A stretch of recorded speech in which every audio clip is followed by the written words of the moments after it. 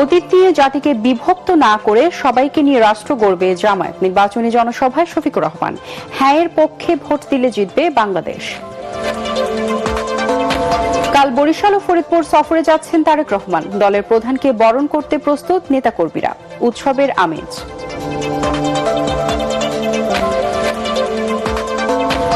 পাতানো ভোটের মাধ্যমে ক্ষমতায় আসার চেষ্টা করলে শেখ হাসিনার মতো পরিণতি হবে আসিফ মাহমুদের হুঁশিয়ারি। নির্বাচন কমিশন ও প্রশাসনের বিরুদ্ধে পক্ষপাতিত্বের অভিযোগ। সারা দেশে চলছে জমজমাট নির্বাচনী প্রচারণা। জয়ের ব্যাপারে আশাবাদী সব দলের প্রার্থীরাই।